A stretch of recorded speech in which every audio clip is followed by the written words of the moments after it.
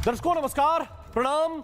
मेरा नाम है राम और रिपब्लिक भारत पर अब शुरू करने जा रहा हूं महाभारत। दोस्तों, ईरान अमेरिका युद्ध की वजह से दुनिया में जो है तेल के दाम बढ़ रहे हैं, गैस का संकट पैदा हो गया है और अगर यह युद्ध अभी और लंबा चलेगा तो उतना ही यह संकट बढ़ता हुआ चला जाएगा, क्योंकि जिस रूट से यह तेल आता है सारे लोग जानते हैं कि वो रूट लगभग ब्लॉक है। ये तस्वीर भी मैं आपको दिखा रहा हूं। हॉर्मुज स्ट्रेट, जहां ईरान के हमलों के डर से ऑयल टैंकर फिलहाल गुजर नहीं रहे हैं और गुजर रहे हैं तो लगभग ना के बराबर। यह समय मुश्किल का है और संकट के ऐसे अवसर पर, आपदा के ऐसे अवसर पर दो तरह के लोग खास तौर पर एक्टिव हो जाते हैं। पहले जमाखोर, जिनको जमा करना होता है और पैसा कमाना होता है, और दूसरे हैं पॉलिटिशियन। अच्छा, जमाखोरों का इलाज तो होता है, कड़ी कानूनी कार्रवाई कीजिए, उनको पकड़िए, छापे मारिए, ये पकड़ लिए जाएंगे। लेकिन आपदा में जो सियासी अवसर खोजते हैं उनका कोई खास इलाज होता नहीं। वैश्विक संकट का जब समय हो और ऐसे में सबसे महत्वपूर्ण होता है कि आपने तैयारी क्या की है। यह परीक्षा होती है आपकी तैयारी की, परीक्षा होती है दूरदर्शिता की कि आपने कितना दूर तक का सोचा और कैसे क्रियान्वयन किया है। आप पड़ोस के देशों का अभी हाल देख ही रहे हैं। युद्ध के शुरुआती 10 दिन में वहां क्या क्या हो रहा है। कर्मचारियों की सैलरी घटा दी गई पाकिस्तान में, सरकारी गाड़ियों का तेल आधा कर दिया गया। हमारे एक और पड़ोसी की बात करूं, बांग्लादेश की, तो उनका हाल यह हो गया है कि उनको डीजल हमसे लेना पड़ रहा है। भारत बांग्लादेश को डीजल भेज रहा है और अभी और भेजेगा।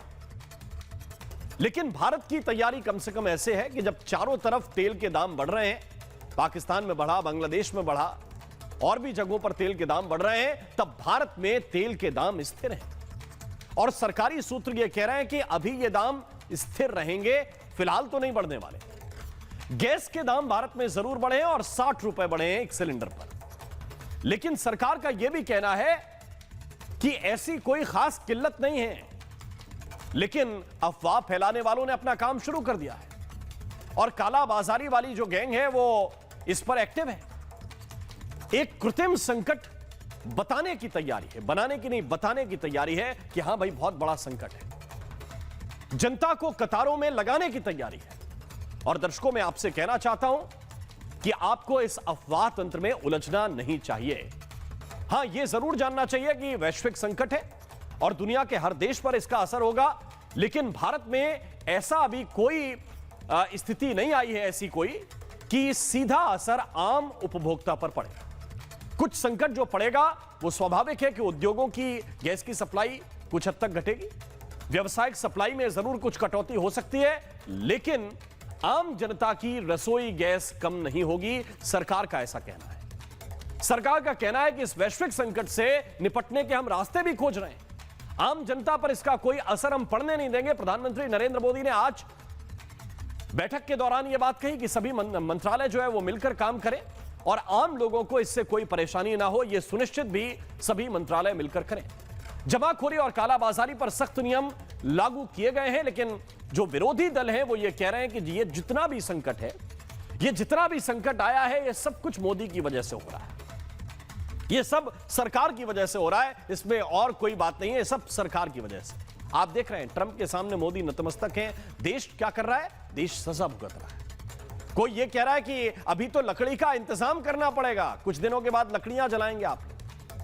कोई ये कह रहा है कि गैस, पेट्रोल, डीजल को लेकर हाहाकार मचा हुआ है देश में। मैं केवल एक बात कहना चाहता हूं कि आपकी सियासी लड़ाई सरकार से हो सकती है, मौजूदा सत्ताधारी दल से हो सकती है, लेकिन पूरी दुनिया, पूरा देश एक सत्य तो जानता है कि यह जो युद्ध है यह भारत की वजह से नहीं हुआ। भारत ने यह युद्ध नहीं कराया, ये सारे लोग जानते हैं। और यह भी वो लोग जानते हैं कि जिस तरह के पागलपन में इस वक्त अमेरिका की सरकार चल रही है, अमेरिका के डोनाल्ड ट्रंप चल रहे हैं या ईरान के लोग चल रहे थे, भारत इस युद्ध को रोकने की स्थिति में भी नहीं था।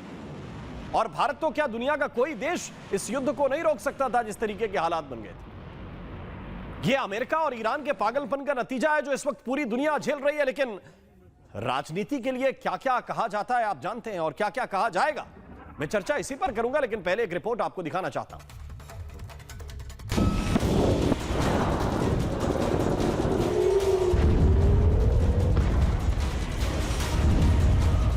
मिडिल ईस्ट की जंग ने दुनिया भर के बाजार में हलचल तेज कर दी है। सप्लाई चेन बाधित होने की वजह से दुनिया के कई देशों में तेल और गैस की किल्लत की खबरें सामने आ रही हैं। भारत के पड़ोसी देशों में इसका असर साफ दिखाई देने लगा है। पाकिस्तान, बांग्लादेश, श्रीलंका की हालत खराब है। पाकिस्तान में तेल की कमी के चलते स्कूल कॉलेज बंद कर दिए गए हैं, सरकारी दफ्तर बंद कर दिए गए हैं। बांग्लादेश में पेट्रोल डीजल की बिक्री सीमित कर दी गई है। वहीं भारत सरकार ने फिलहाल तेल की बढ़ती कीमत के असर से आम जनता को बचाकर रखा है। हालांकि एहतियात के तौर पर केंद्र सरकार ने एलपीजी सिलेंडर बुकिंग के नियमों में बदलाव किया है। सिलेंडर बुकिंग की अवधि को 21 दिन से बढ़ाकर 25 दिन कर दिया है। इसका मतलब यह है कि अब डिलीवरी के 25 दिन के बाद ही दूसरे सिलेंडर की बुकिंग हो सकती है। पहले ये 21 दिनों के बाद हुआ करती थी। सरकार अभी किसी संकट से इनकार कर रही है, लेकिन विपक्ष खुलकर सरकार के रवैये पर सवाल कर रहा है। जब इस लड़ाई के वक्त में जो कमी हो रही है, आपूर्ति कैसे करेगी सरकार, उसकी सरकार की तैयारी क्या है? अदरवाइज तो चीजें इतनी महंगी हो जाएंगी कि आम आदमी के हाथ से बहुत सी चीजें निकल जाएंगी। और हो सकता है 2 हफ्ते अगर इसी तरह चला तो हमें आपको वही पुरानी व्यवस्था पर खाना बनाना पड़ेगा, कंडे ढूंढने पड़ेंगे और लकड़ी का इंतजाम करना पड़ेगा। बेंगलुरु में, बंबई में, बाकी जगह के ऊपर जो कुकिंग गैस है उसकी शॉर्टेज शुरू हो गई है। तो यही सब कुछ तो हम कल चर्चा करना चाहते थे और अभी तो वहाँ पे युद्ध शुरू ही हुआ है। अब जो हालात बन रहे हैं, चाहे पुणे के इलेक्ट्रिक क्रेमेटोरियम्स हो, चाहे बेंगलुरु के होटल्स हो, चाहे मुंबई में किल्लत आ रही हो, चाहे वो बहुत सारी फैक्ट्रीज हो जिन्होंने प्रोडक्शन कम कर दिया है क्योंकि गैस की किल्लत हो रही है, डोमेस्टिक गैस सिलेंडर्स के लिए दिक्कत हो रही है। तो ये सारी चीजें दिखाता है कि जो ये सरकार चल रही है वो भगवान भरोसे चल रही है। सूत्रों के मुताबिक भारत सरकार ने एलपीजी का उत्पादन 10% बढ़ा दिया है। एलपीजी की आपूर्ति में कोई समस्या नहीं है।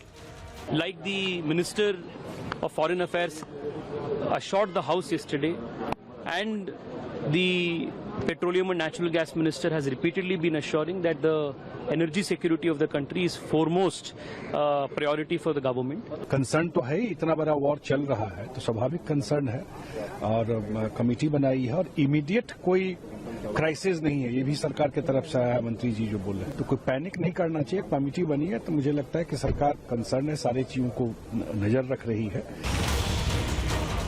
लेकिन आम लोगों के मन में सवाल है कि अगर मिडिल ईस्ट की जंग लंबी चली तो भारत पर कितना असर पड़ेगा? क्या भारत के पास तेल और गैस का पर्याप्त भंडार है? सरकार कह रही है कि गैस के हर डिस्ट्रीब्यूटर के पास पर्याप्त स्टॉक है। वैकल्पिक इंतजामों पर भी काम हो रहा है, लेकिन अफवाहें फैलाने वाले भी अपने काम पर लगे हैं। सवाल यही है कि आपदा के वक्त भी सियासी अवसर क्यों ढूंढे जा रहे हैं? Bureau report, Republic Bharat.